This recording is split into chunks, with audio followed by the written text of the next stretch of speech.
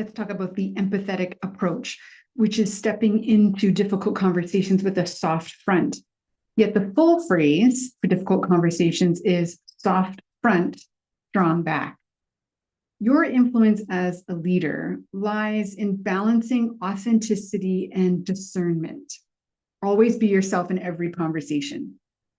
Faking anything creates dissonance and emotional labor. And those two elements will destroy your ability to access your IQ, to remain objective or creative in problem solving. An empathetic approach means genuinely caring about and being concerned for the other person's experience, what they're going through, how it impacts them, their performance, their ability to make decisions, handle work volume, work with other people, all the things that we expect in the workplace itself. Simultaneously, as a leader, you have to discern whether it's necessary in a conversation to also reiterate expectations and discuss natural and imposed consequences of failing to meet an expectation. Your ability to do this is known as discernment, recognizing within each conversation which type of conversation you're in, emotional, relational, logical, and what is necessary at this point in the conversation. Sometimes a performance-focused conversation has parts that are spread across several discussions. And conversation one might be only the soft front part of it. The strong back is reserved for another time. I've coached many leaders who often get stuck because of a limiting belief about what's required of them in every conversation, as if there's some sort of written rule for handling difficult performance dialogue. The limiting belief is that what's required is full resolution accomplished in one conversation. And that limitation forces many leaders to abandon their empathy too soon. So let's take a look at this in the framework of a conversation and how our emotional intelligence skills are at play. So first, you have to visualize you're having a performance-based accountability conversation. Someone has missed an expectation, and you're going into this difficult conversation. Generally, when you go into the conversation, you already have some sort of a plan as to what it is that you need to articulate, communicate, and where you need to lead or guide the individual to go. And that is going to be based on reality testing. So you have a plan based on reality testing. This is a skill in emotional intelligence. Reality testing is about your ability to be objective. What is really going on? Not what you judge, assume, predict, or tell yourself might be going on, but fact-based.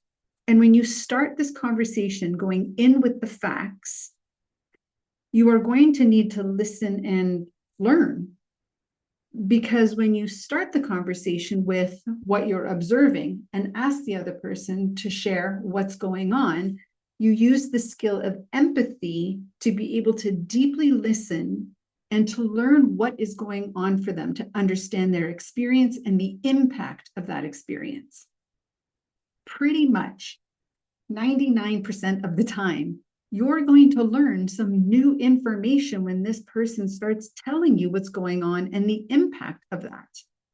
And this new information requires that you use the skill of flexibility during the conversation, because what you may have planned to want to talk about and do may need an adjustment or an adaptation based on what you've learned because of your willingness to seek to understand what's going on.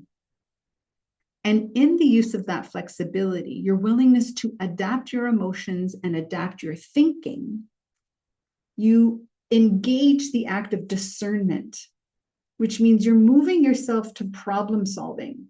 What do I need to do now? Because when you can't just return to the plan, what you thought you would say and do, because of what you learned throughout the conversation, you need to, on the fly, use your problem-solving skills to determine and discern what the rest of this conversation looks like. That you may, in fact, only be addressing the soft front in this part of the conversation. the strong empathy to understand what that person's experience is. And you're going to wait for the next conversation to do the strong back, the holding the person accountable to expectations and closing that gap. Now, the overarching skill to ensure that this goes well is the interpersonal relationship skill of emotional intelligence. This is the authentic, genuine caring for the person to which you're having this conversation. And as a leader, it means that you approach leadership wherein part of your philosophy is that you are there to support the growth and development of the people that you lead. When you put all of this together, you become quite emotionally intelligent, which elevates your leadership excellence, because the impact and influence that you have in every conversation continually fosters trust, builds on that trust, creates a lot of safety, encourages honesty from your employees. And that builds a relationship in which you can talk about anything at any time. And this is what makes difficult conversations less difficult.